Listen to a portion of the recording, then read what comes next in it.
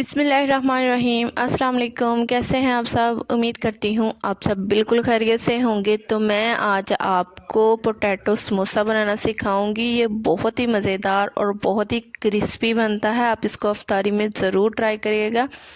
तो चलिए बनाना स्टार्ट करते हैं।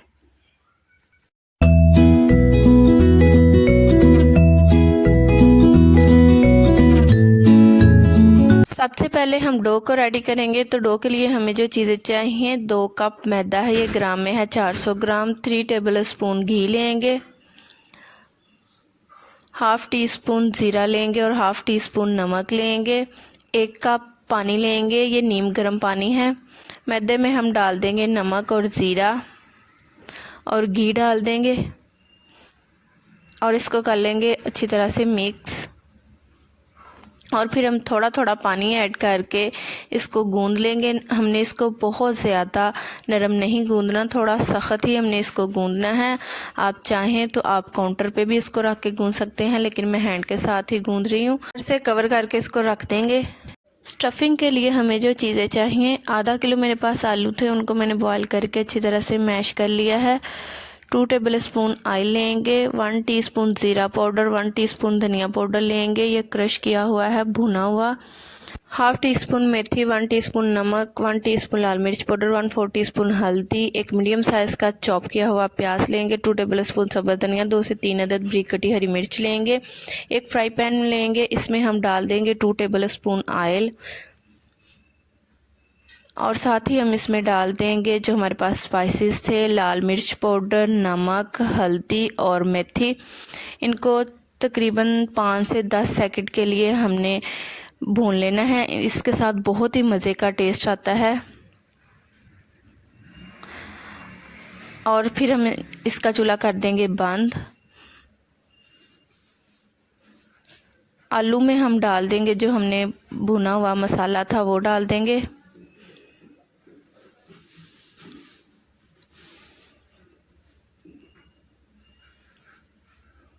साथ ही हम इसमें डाल देंगे प्याज, सब्ज़ धनिया और हरी मिर्च बारीक कटी हुई।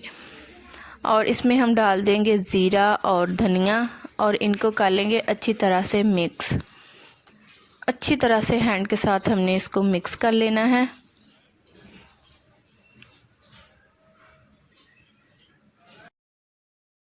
जो आटा हमने गूंदा था, अब हम इसके छोटे छोटे बॉल्स बनाएंगे। जितने बड़े आप समोसे बनाना चाहें उस हिसाब से आप बॉल्स बनाएंगे। मैं ज़रा छोटे बना रही हूँ, इस वजह से मैंने छोटे बॉल्स बनाए हैं। सारे ही हम ऐसे बॉल्स बना लेंगे और ये मैंने सारे ही रेडी कर लिए हैं बॉल्स। अब हम एक को उठाएंगे, मैदा लगाएंगे और इसको हम बेल लेंगे।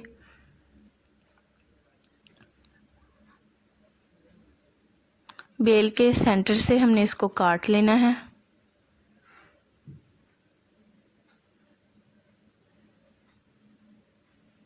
जैसे आपको इजी लगे आप वैसे ही इसको बना सकते हैं। मुझे इस तरह इजी लगता है और मैं इस तरह ही समोसा बनाती हूँ। और फिर जो पॉकेट है इसमें हम डाल देंगे स्टफिंग जो हमने रेडी की थी, वो डाल देंगे और फिर हम पानी लगाएंगे और इसको अच्छी तरह से हमने सील कर देना है। तो ये समोसा रेडी हो गया है। सारे ही हम इस तरह बना लेंगे।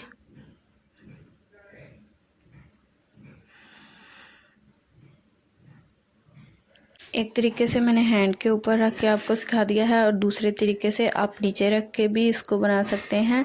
साइडों पे पानी लगाएंगे, इसके ऊपर दूसरा रखेंगे और इसको समोसे की शेप हमने दे देनी है।